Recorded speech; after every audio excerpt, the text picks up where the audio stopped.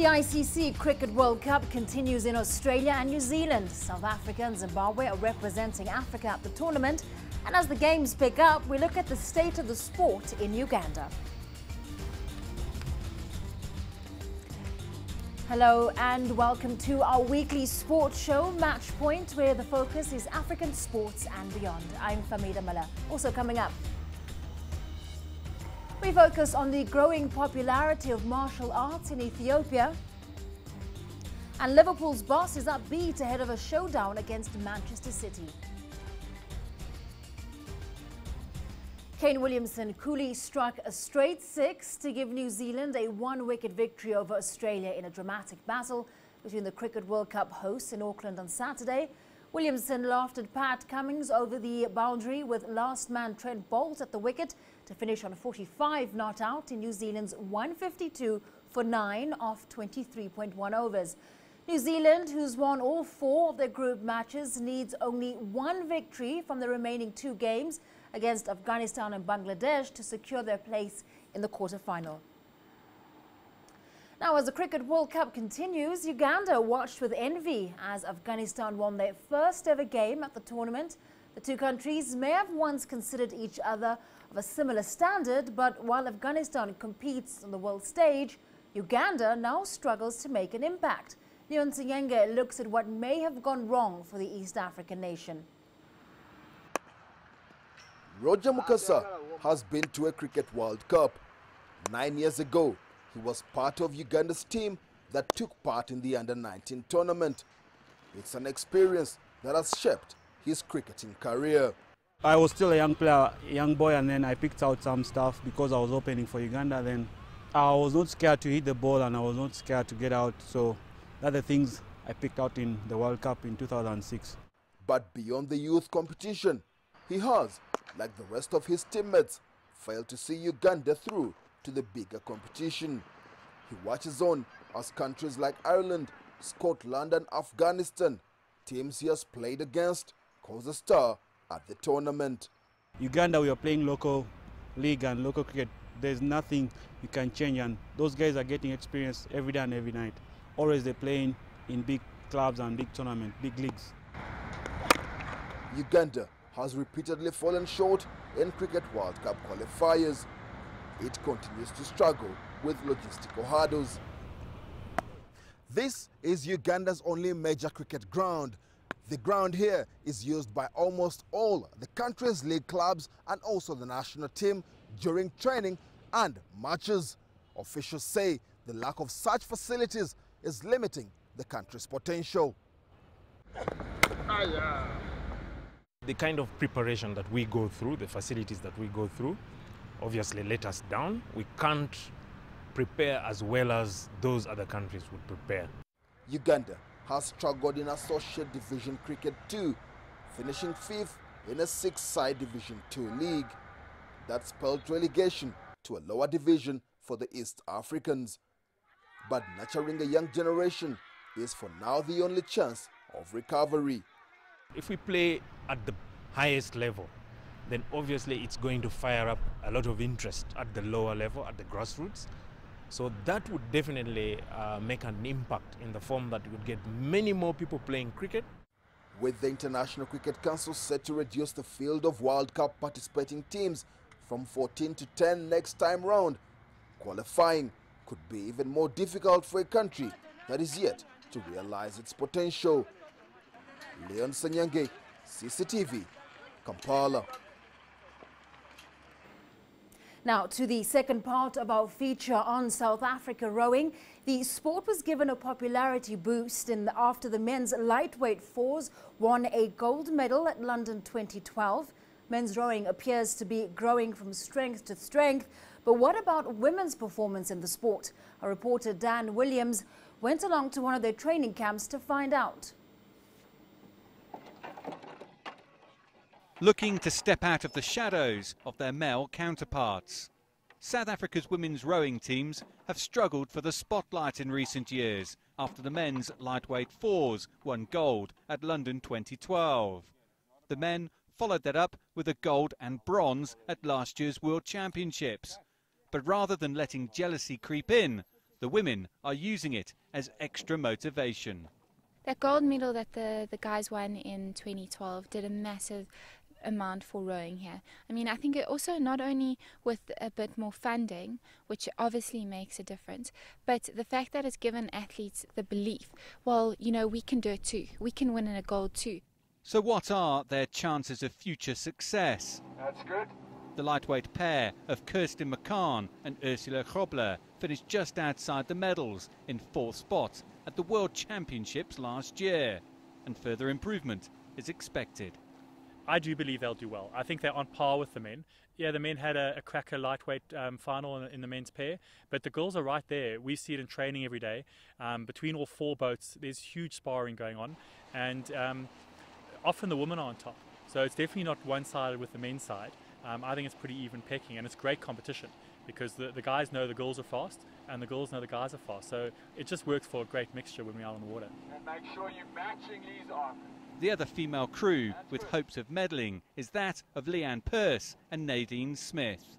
They competed at the London Olympics but fell to fire. That, though, has only strengthened their resolve. Obviously, when we started rowing together, that was our main focus, to go to the Olympics. And I think since we've gone to London now, the goals kind of changed from, you know, not only going to the Olympics but performing at the Olympics. I think that's something that obviously is a huge goal of ours. It's not just to go there but to perform on a world stage. If all goes according to plan at the World Rowing Championships, then South Africa will have 2 female crews at the Rio Games, and they'll be a step closer to achieving their ultimate goal and finally claiming that Olympic medal. And if the women's teams can turn that potential into medal success, then they can expect their fair share of acclaim and recognition. These women are some of the best sportsmen we've got in South Africa, and we need to grow the profile of women's sport in South Africa. And I think Kirsten, Ursula, Katie, Leanne Pearce and Nadine Smith are at the forefront of doing this. And we want to really work hard so they can be at the forefront of women's sport in South Africa, but then also get onto the podium. Hold your feet, push off your toes, elbows through. But that's racing on. For now, the focus is on improving with each day and closing that gap on their competitors. Dan Williams, CCTV, Roodeplot Dam, South Africa. Coming up after the break. We tell you about the growing popularity of martial arts in Ethiopia.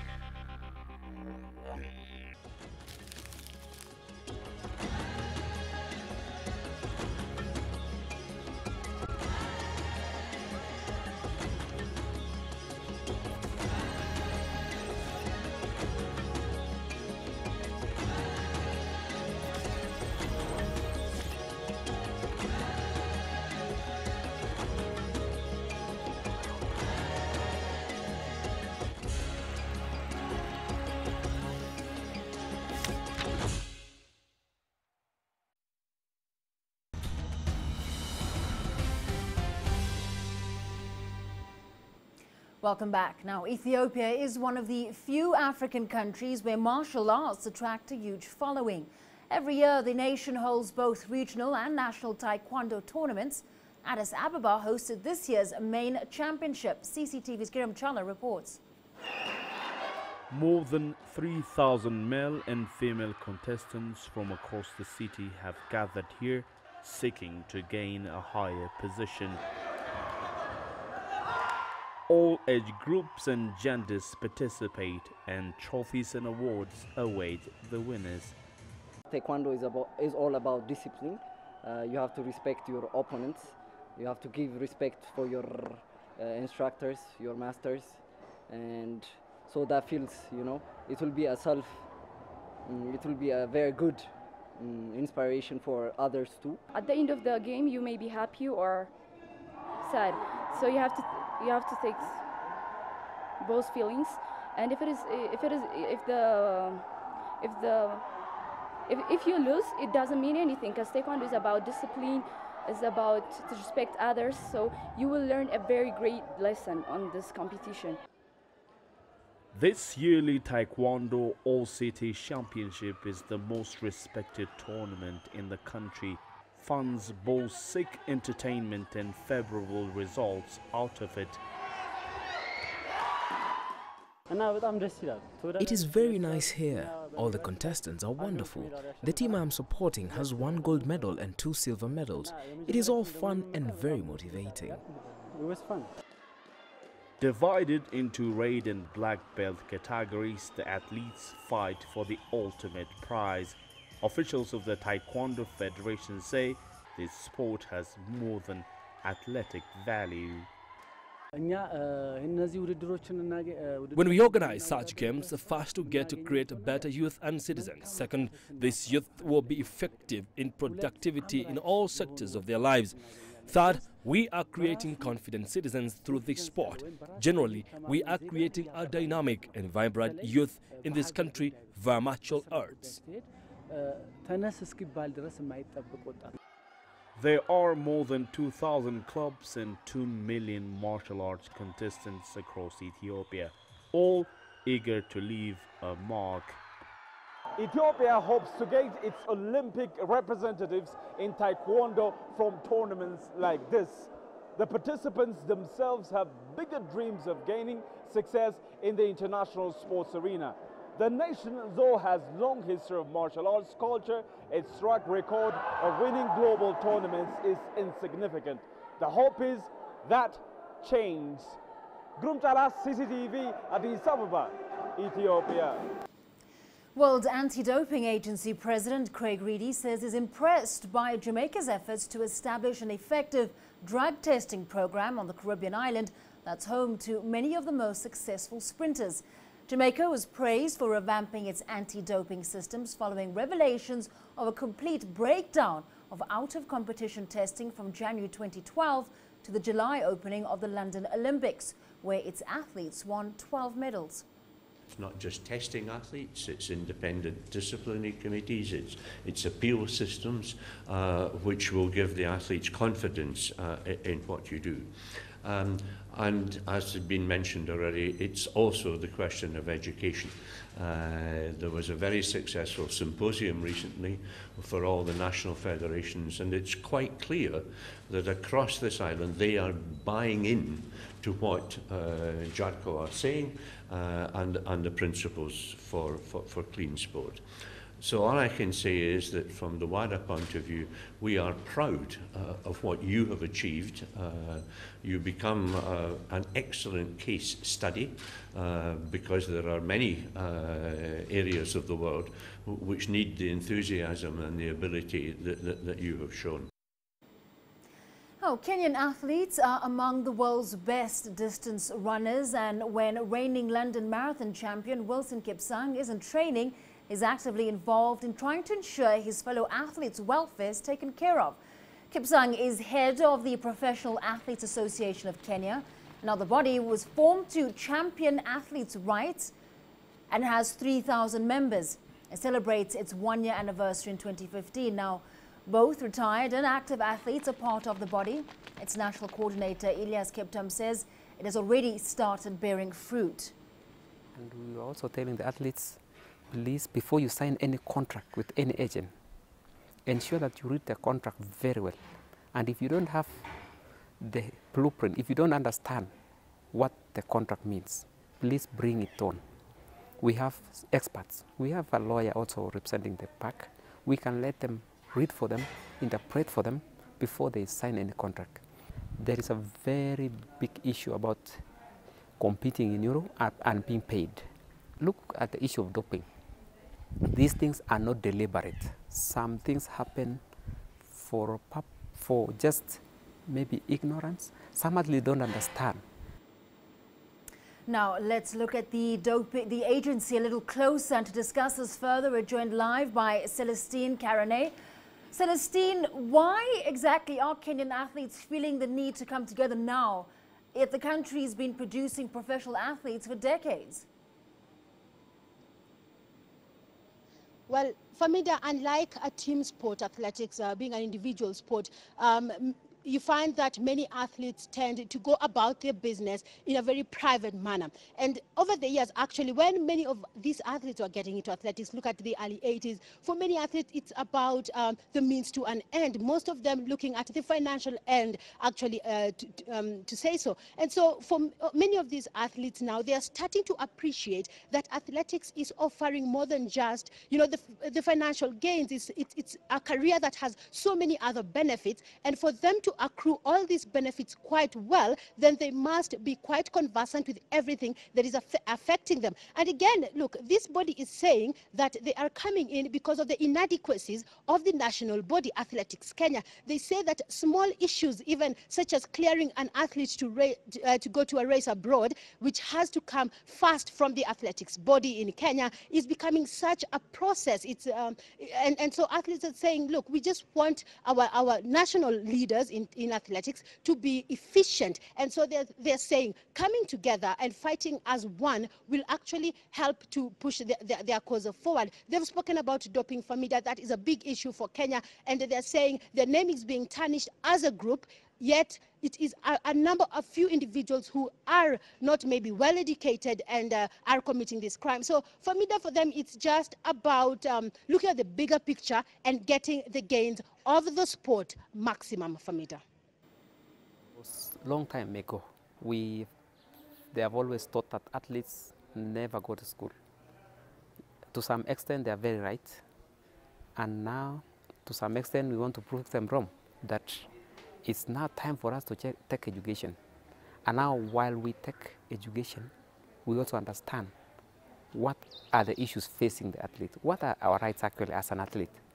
What are the challenges that faces the athletes? That's why we thought that when you do individually, it becomes very difficult. So we think of coming up because unity is strength. So we thought, well, let's come up together.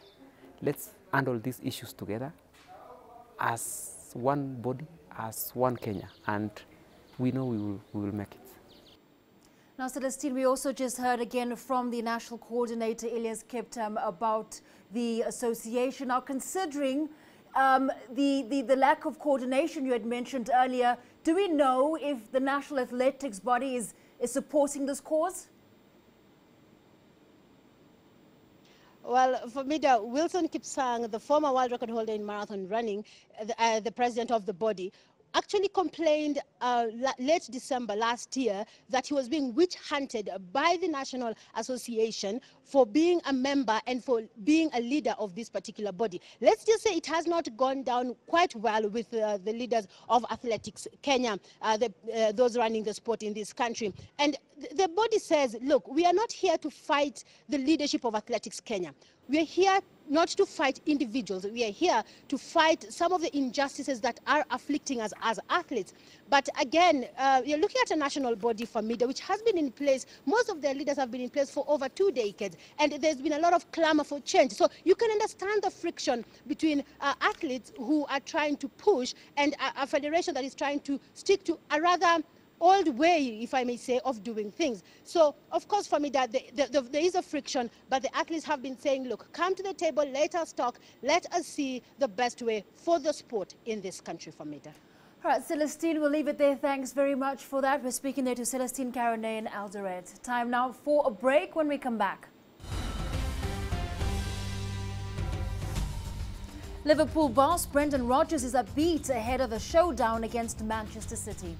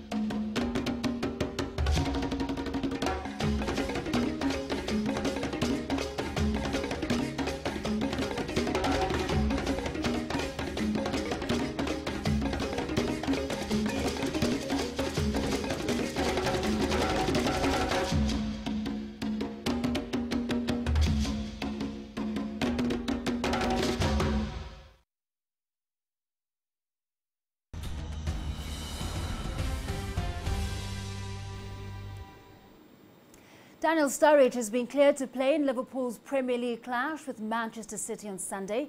Meanwhile, Liverpool manager Brendan Rodgers says he's confident ahead of his side's clash with Manchester City, despite the physical exertions of the Europa League exit. Liverpool were dumped out of Europe's second-tier competition in a penalty shootout defeat to Turkish side Besiktas on Thursday. The Reds then arrived back in England just 55 hours before Sunday's clash. However, Rodgers says he's hopeful his side could take confidence from their performances in recent weeks. But these games are always very good games. You know, there's no getting away. They're a top-class side with some very good players. Obviously, in my time here, we've had some great games with them. So, but we're hoping that we can take the confidence that we've had in recent months into this game, and with the quality of the players that we have, get a good result.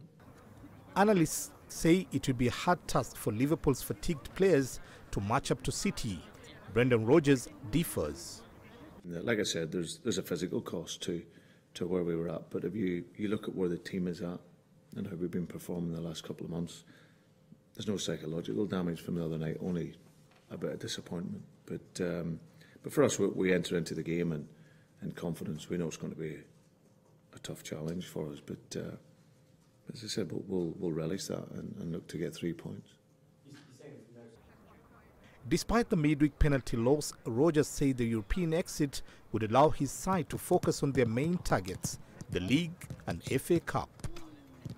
But no, mentally the players are in a good state. You know, we'll look forward to the game, and of course we're disappointed not to win the other night and go through. But you know, the bigger picture for us is that the Premier League and the FA Cup were our priorities. So for us that is still the case. Although defeat by Besiktas at the scene of one of Liverpool's greatest European triumphs, the 2005 Champions League win closed off a potential route back to the Champions League, it also increased their chances of reaching Europe's elite via a top 4 Premier League finish. Wazir Khamsin, CCTV. Now, the 2020 Tokyo Olympics are of late facing a few challenges. The rising cost of labour and construction have forced Tokyo to rethink its plans, as they now have to revoke a commitment to host a majority of events within 8 kilometres of the Olympic Village. Leslie Marungu with that report. Organisers of the Tokyo Olympics in 2020 have been meeting with regards to possible venues which could lead to an increase in cost of the event. During a recent news conference, it was pointed out that some games will have venue changes. All this in a bid to reduce costs which are already past the $1 billion mark. At this point in time, it's close to $1 billion compared to the revised budget. So it's a very substantial figure, and it will continue to grow. Tokyo has said it will be presenting a fully revised plan by April. This is with the intention of locking in all changes for final approval by the IOC's Executive Committee in June. Rising labour and construction costs have forced Tokyo to rethink its plan for 10 venues it intended to build for the Games, revoking a bid commitment to host a majority of events within 8 kilometres of the Olympic Village. The changes are, however, not expected to affect the performance of the athletes. We are still in the time frame where you can confidently make these changes. The athletes' experience remains what it was in the bid, because it was promised, it was one of the strengths, and we have to make sure it is still the case. But to change at this point in time, and especially when you're using existing venue, as you know, is something that is largely feasible.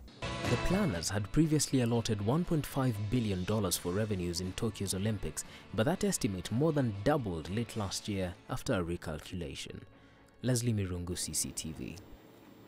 Well, that's it for this edition of Matchpoint. Remember, you can send your feedback to matchpoint@cctv.com, and you can also visit our Facebook page, that's CCTV Africa. And do stay in touch on Twitter using the handle @CCTV News Africa. Thanks very much for watching. I'm Famida Miller, and we leave you with images of some of these sporting highlights this week.